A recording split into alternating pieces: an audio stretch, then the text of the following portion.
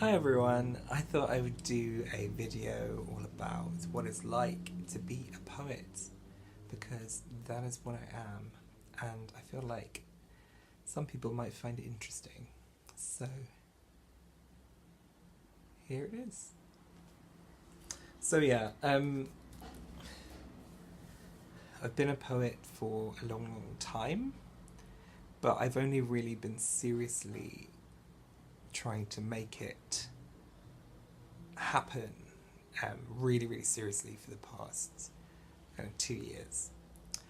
I, through school and through university, poetry was my favourite thing. I loved it so much, and it was my little way of expressing my own feelings because I had quite a difficult time when I was kind of from 13 onwards because I was bullied really severely. It's not funny. I don't know how to say this. I was bullied really severely for being gay, and you know, I had a lot of confusing, scary feelings that at that time society hadn't really caught up that much in a long time, and being gay was still seen as something that was not talked about and something that was weird and disgusting, and I internalized a lot of that, and it took me a long time to find a way out. And I think poetry and being able to express my feelings through that really helped. So yeah, so I ended up being a poet. I ended up doing a BA in English and philosophy because those are my favourite subjects at school. And while I was doing that BA, I was still writing, and I did a module on creative writing while I was there, and then I was like, oh, I fucking love this. So I wanted to do a master's in creative writing, so that's what I did. And I talked about this in my last video a bit, because I plan to continue studying and doing a PhD, and hopefully teach writing. Yeah, so after all of that education, I was kind of released on the world, and I needed to get a job, and the thing is, I think it's like a thing with all creative people, that you're so worried that if you have to work full time, your dreams will die. Essentially, you won't have time to do all the stuff you want to do, and you'll just end up being a really, really boring person who regrets their life. And to a certain extent, that is true. And to a certain extent, it's not true. Because it is true when you work full time, as I have been working full time for a number of years now. I haven't stopped being a poet, but I've never felt I've had enough time to be as well read and as, spend enough time editing. I just don't feel like I've ever had the right amount of time to do it. But I never stopped being a poet because it's something that I literally just have to do. I have the compulsion within me that means that I have to do it. And it's weird. And I can't help it. And it's one of those things where, thank God I'm not a serial killer, because that same compulsion exists. I should cut that out. That's the title. Thank God I'm not a serial killer. I'm just a poet. But I think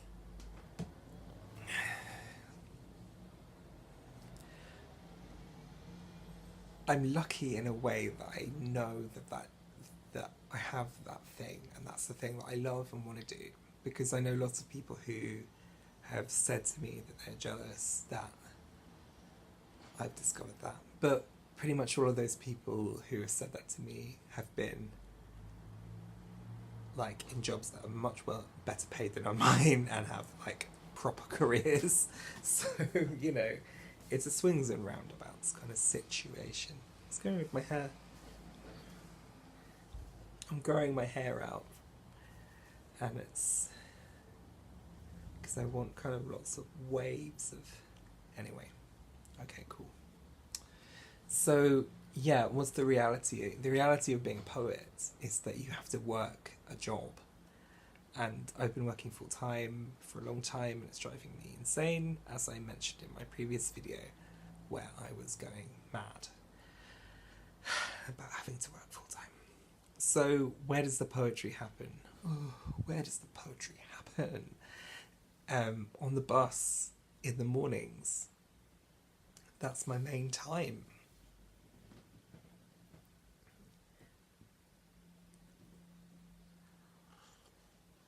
Sorry. In the mornings, on the bus, I sit there, I look out the window, and I just start writing whatever is either on my mind or whatever I can see, and sometimes that develops into something good, and then I leave it there and then come back to it later and type it up. Sometimes it's just there, and just the act of writing is good enough. You don't have to produce something perfect and amazing and incredible every time you put a word on a page. Like, it's a process. And sometimes you don't write anything good for weeks at a time, and then sometimes you don't want to write at all, and that's fine too. And sometimes you have this absolute like thunderbolt flash of inspiration, and you literally have to get your book, get your pen as soon as possible, and then a whole poem will just come out pretty much as it will appear in a magazine or something. It's crazy. That doesn't happen very often, but when it does, you are hooked on that feeling. That feeling is addictive because you feel incredible. It feels incredible to have gone from not knowing anything, not feeling like you could ever be a poet again, and then all of a sudden you have the whole thing you can see all at once, and you literally just write every single line down, and you know where it's going without even knowing where it's going, and it's just there. And that is incredible. It's such a rush, and you know, it is addictive, but it doesn't happen very often, sadly. And if it did, I think it would probably drive you a bit nuts, because your brain probably isn't meant to do that very often. But yeah, so being a poet is a funny business, because you have to carry around this whole other internal life with you all the time. And I guess everybody has to do that to a certain extent. But I have like characters, places and worlds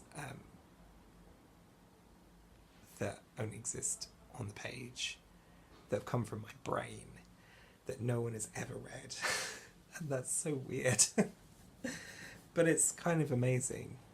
And I love the thought of one day people reading about these people and these worlds that have come from my brain, and seeing what they think of them. So yeah, being a poet is a fun business.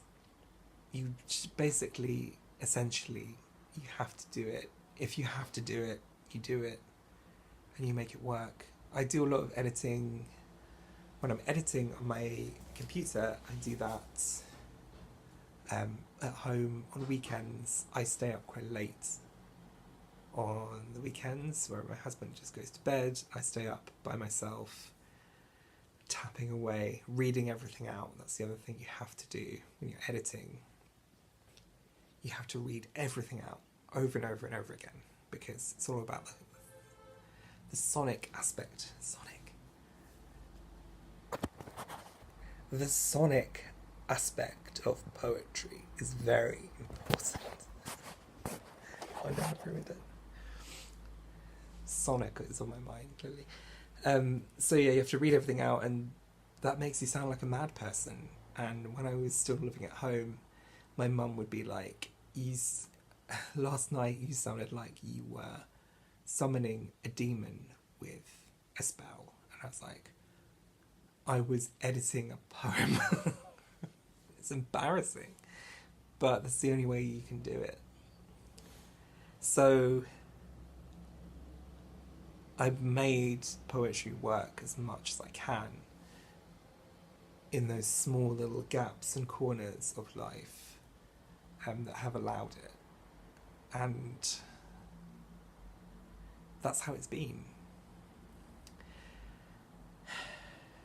But I'm at a point now where I'm desperate to do more. And I feel like as soon as I can do more, then I will hopefully be successful. And hopefully people will read my work. And that's what I'm hoping. But yeah, being a poet,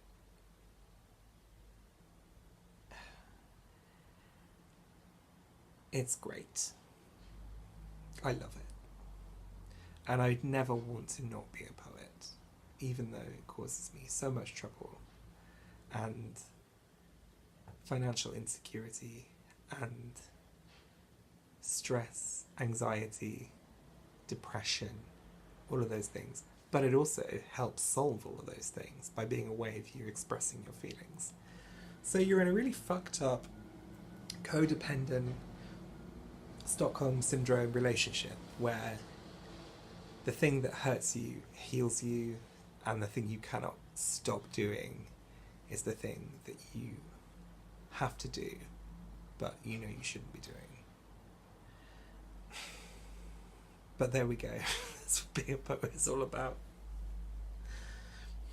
The other thing about being a poet is that pretty much 85-90% of the people you meet in your life will have not read a poem since secondary school or uni, and they will not like poetry. Barely anybody likes poetry at all. And you have to do the embarrassing thing of someone says, you know, oh, I heard you're a poet, and you're like, yes. And then you have to give them the vanilla version of events where you just say, this is what I do. I write about feelings. You know, or people say, like, people ask you, oh, so what do you write about? It's like, oh, do you really want to know? Like, how much do you want to know? Like, I've just met you. I'm not going to tell you what I write about. You just have to say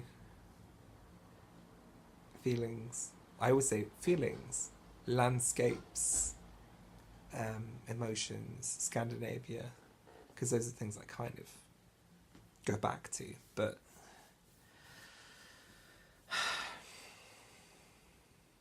really makes you a social pariah, to be honest.